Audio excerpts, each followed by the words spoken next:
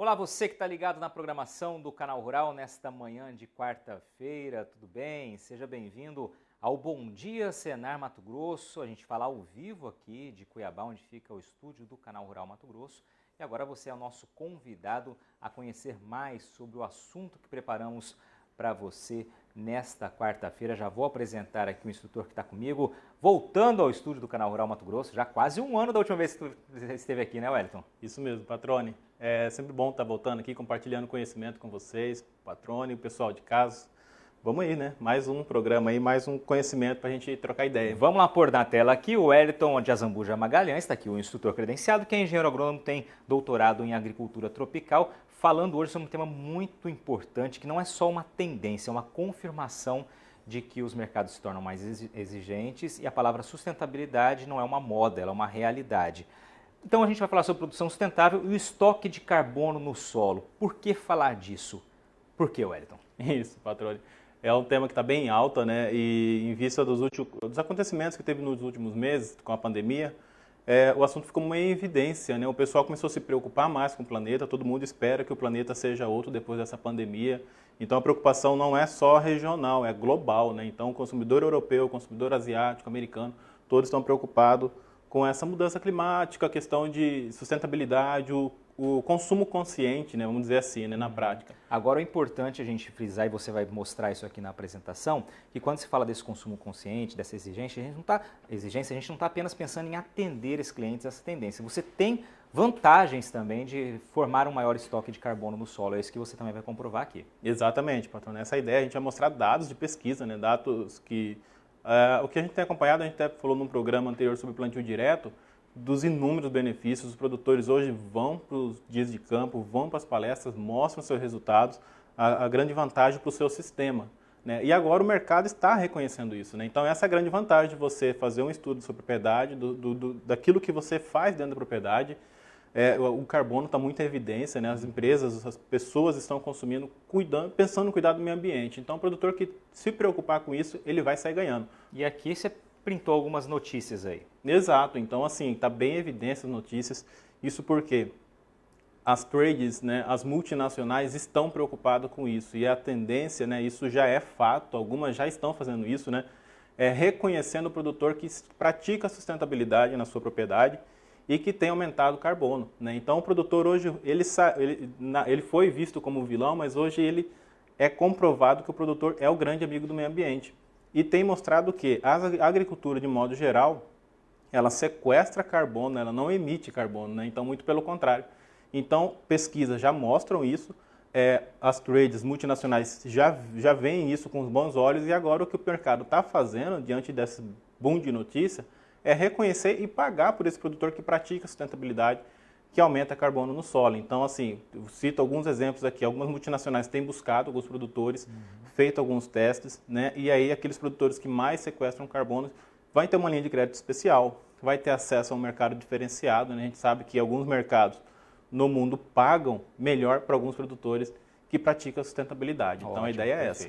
Vamos lá então, como produzir com sustentabilidade, aumentando o estoque de carbono? Isso, então o que é a sustentabilidade em si, né? Muitos se perguntam, mas o que funciona na prática, né? A sustentabilidade é um termo usado para definir ações e práticas aplicadas e realizadas de maneira responsável, onde a prioridade seja cumprir as necessidades atuais sem comprometer o futuro das próximas gerações. Então é aquele produtor que minimiza, evita a entrada demasiadamente na lavoura, é aquele produtor que usa recursos renováveis. Um produtor hoje, por exemplo, casquinha de algodão, né, casquinha de soja, usa esses resíduos, né, retorna para a propriedade, fazendo ali um ciclo mais sustentável, né?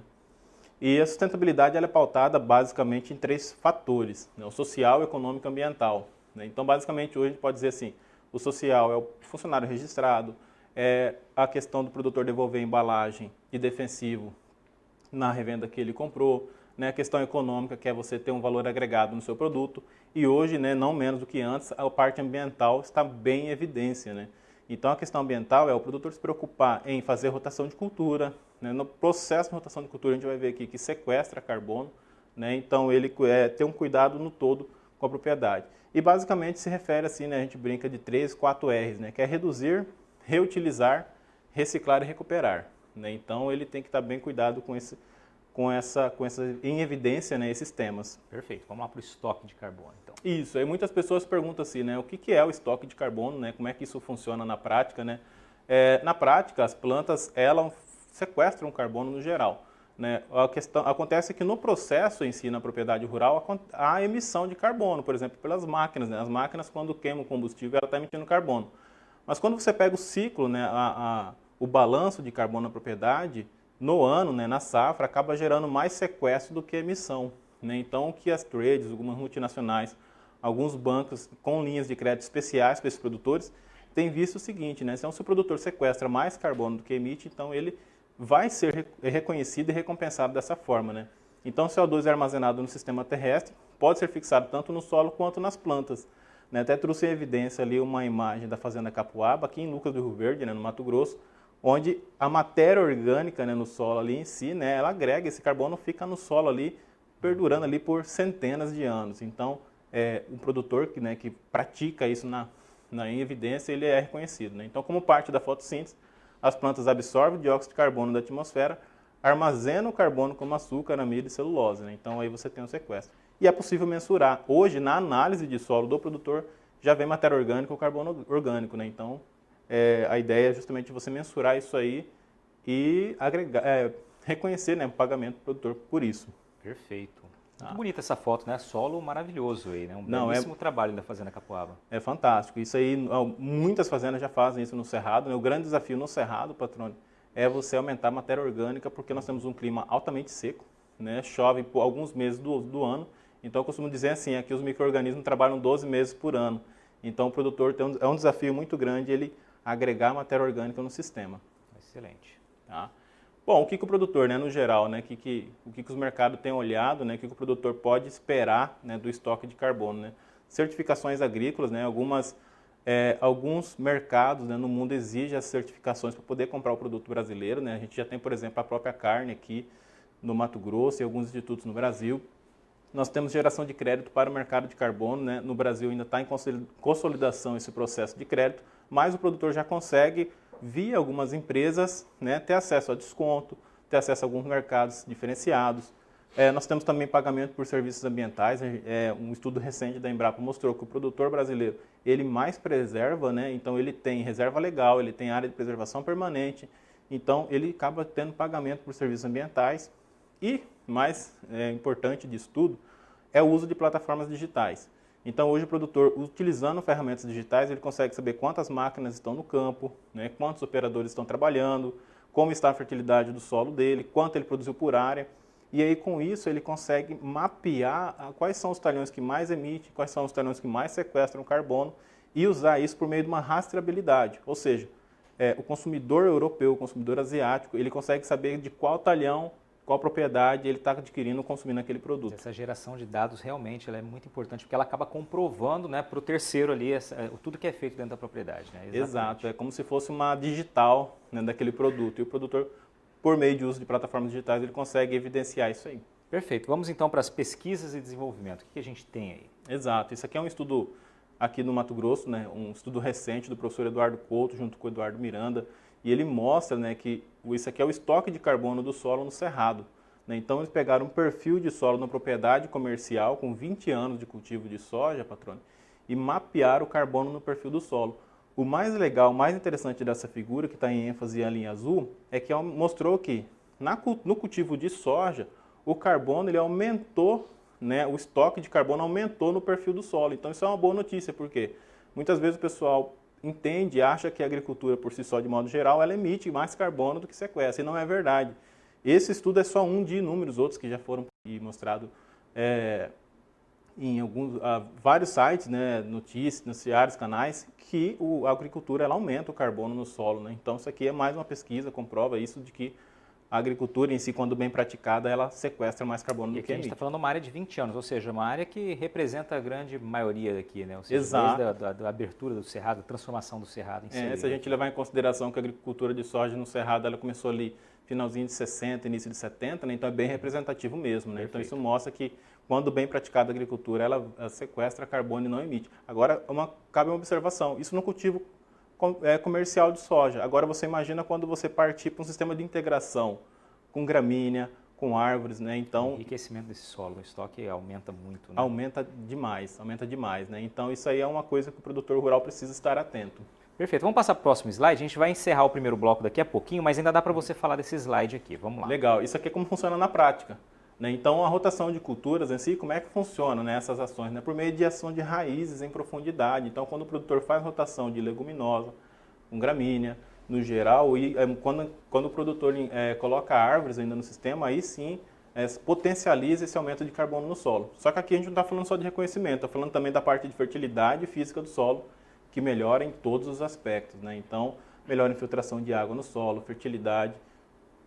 A matéria orgânica é essencial, né, e melhora em todos os aspectos, né, para o produtor rural, a questão de fertilidade, e ele vai ter um ganho, né, isso aí já vem sendo mostrado pelas notícias, que ele vai ter um ganho comercial por conta disso. Perfeito. Aqui só para a gente esclarecer então, para quem não estiver conseguindo enxergar na tela, a gente tem ali plantio direto, 2 anos, vamos explicar para a gente o que tem nessa área. Então aqui é um exemplo do sistema de rotação de plantio direto, né? 2 culturas em sucessão anual, né? Mais uma cultura comercial. E a ideia é que você rotacionar, por exemplo, com a gramínea, o que tem sido muito comum aqui no Cerrado? O produtor inserir braquiária no sistema, né? Porque a braquiária ela tem um volume de raiz denso. Alguns vídeos que circulam pelas redes sociais mostram que a raiz braquiária ela chega a mais de 5 metros de profundidade.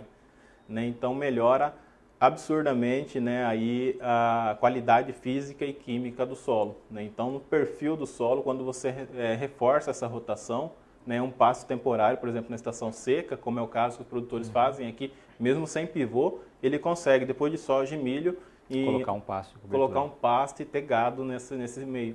O produtor que não trabalha com pecuária, ele acaba arrendando, né, ou acaba retirando feno e comercializando.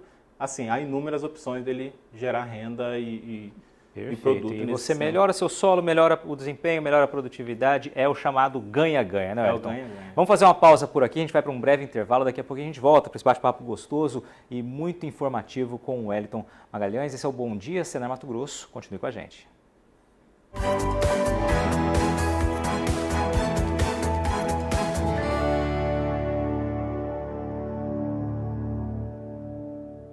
Estamos de volta ao vivo aqui de Cuiabá, estúdio do Canal Rural Mato Grosso. Este é o Bom Dia Senar Mato Grosso, hoje falando sobre produção sustentável, estoque de carbono no solo. A gente está conhecendo aí as vantagens, não só no que diz respeito às possibilidades de mercado, de melhor remuneração por quem produz de maneira sustentável, comprovando, né, o sequestro de carbono no solo, como também as vantagens dentro da propriedade no que diz respeito ao aumento de produtividade, ao melhor potencial produtivo do solo por conta desse sequestro, dessa formação maior de estoque de carbono. Quem está com a gente aqui é o Wellington Magalhães, que é engenheiro agrônomo, tem doutorado em agricultura tropical e instrutor credenciado do Senar Mato Grosso. Wellington, vou pedir já para você repetir aqui a última tela, exatamente, que a gente vinha trazendo, que você estava falando sobre esse estudo aqui, né, que mostrava como a rotação de culturas, e no caso aqui a integração lavoura-pecuária, né, pode ser promissora e rentável no que diz respeito ao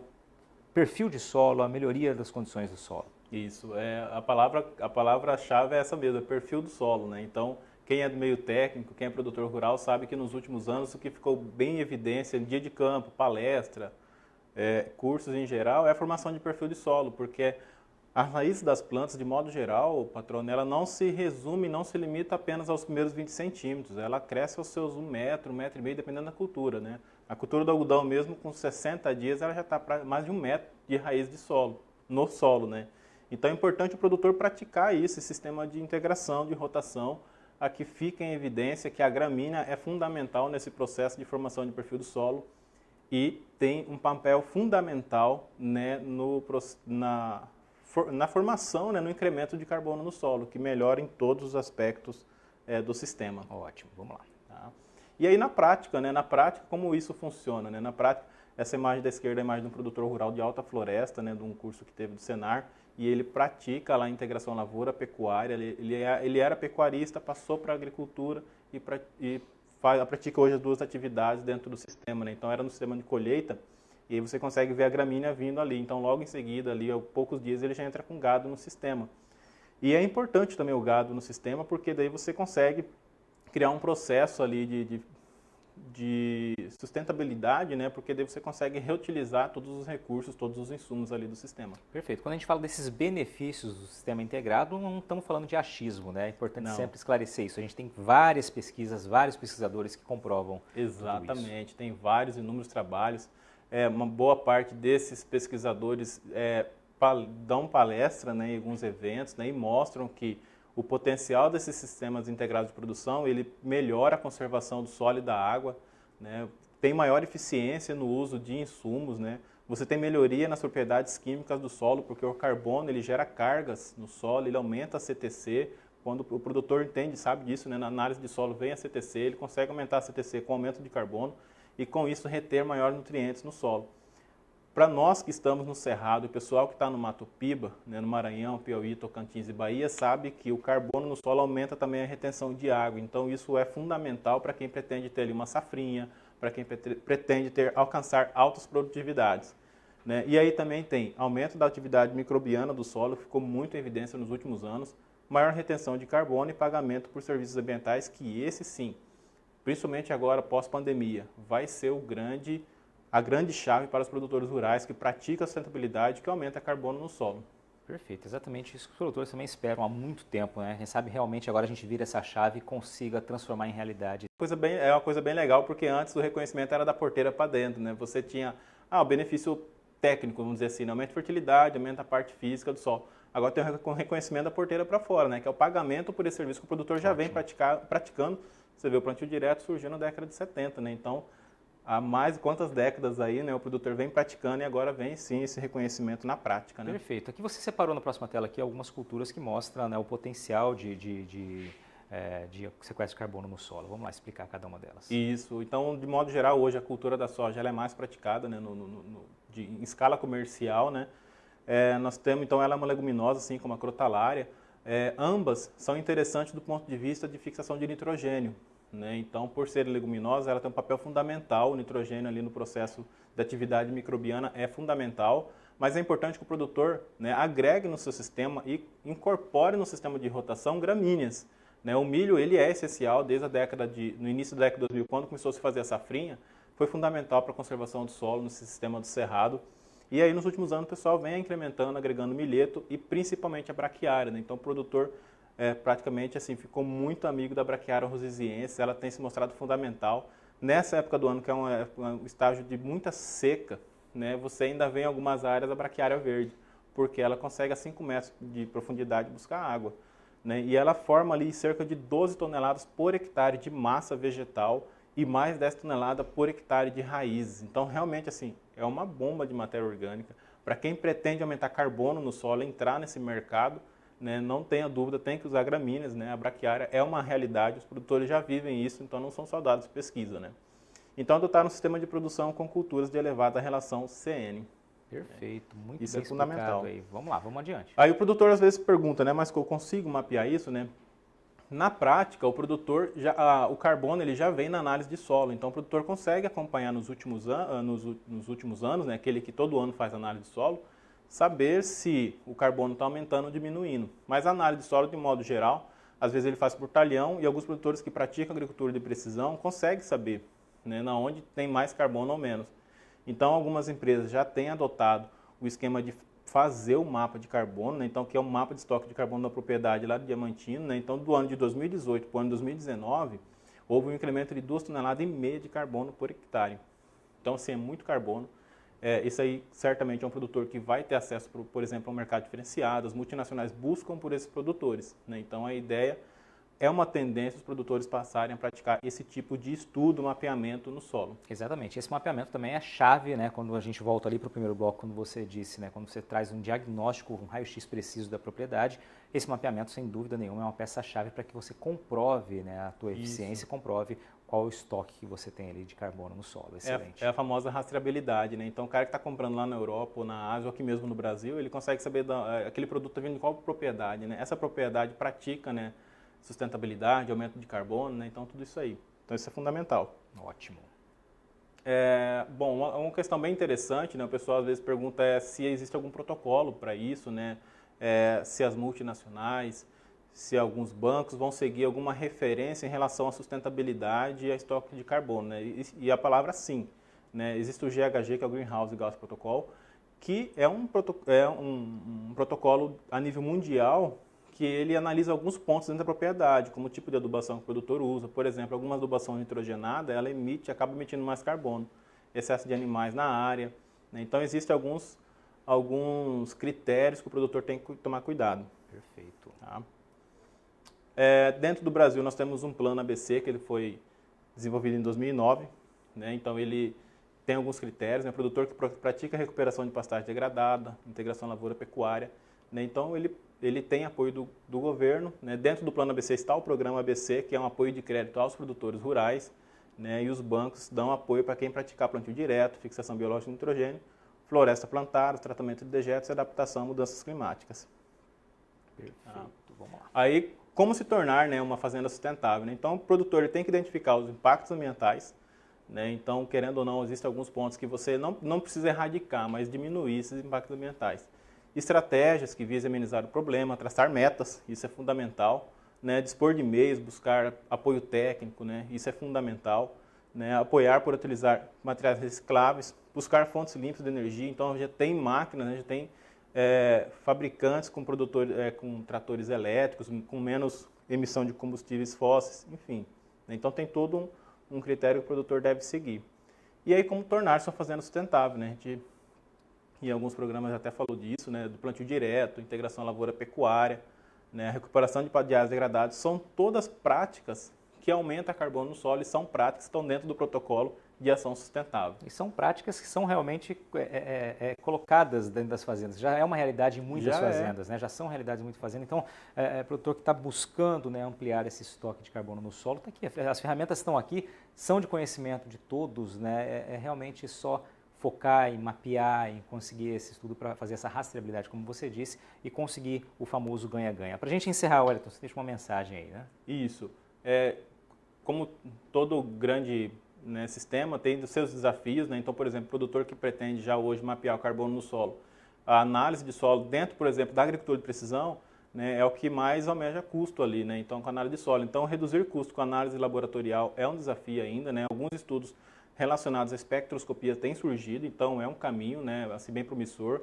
Várias pesquisas já mostram que funciona.